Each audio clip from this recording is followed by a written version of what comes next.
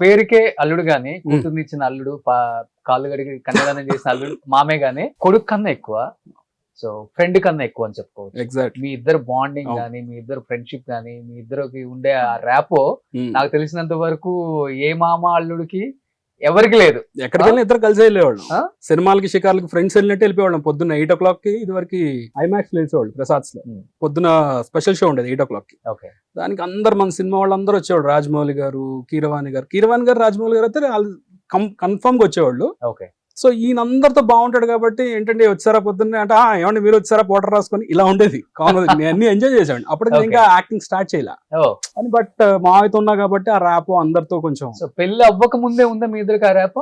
పెళ్లి అయిన తర్వాత ఎక్కువైందా? పెళ్లి అయిన తర్వాత ఎక్కువైంది. ఓకే. పెళ్లి అవ్వక ముందు ఓకే, బట్ పెళ్లి అయిన తర్వాత నుంచి మెల్లిమెల్లిగా స్టార్ట్ అయ్యి అది ఇంకా ఎక్కడికి వెళ్ళాలన్నా ఇద్దరం కలిసి వెళ్ళేవాళ్ళు.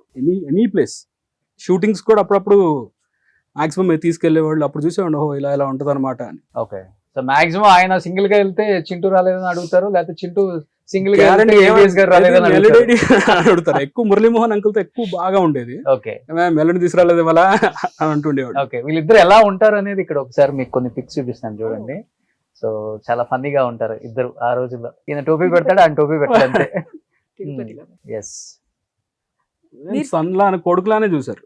అవును. అసలు ఇంకోటి ఏంటంటే ఆయన గుండుతోనే మంచి యాక్టర్ గా పేరు తెచ్చుకున్నారు, మీరు గుండుతోనే మంచి యాక్టర్ గా. అదే అన్న అలా సెట్ అయింది. అంటే వాంటెడ్ గా చేసింది కాదు ఇది. ఓకే. అలా కుదిరింది. ఆ తర్వాత ఏమనుకున్నానంటే తర్వాత హెయిర్ తో చేయొచ్చు అనుకున్నా కానీ, బట్ అందరూ ఇదే బాగుంది కదా ఇదే కంటిన్యూ చేయంటే అప్పటి నుంచి అలా కంటిన్యూ చేసుకుంటూ స్టార్ట్ అయ్యి ఇంకా అదే కంటిన్యూ అవుతుంది.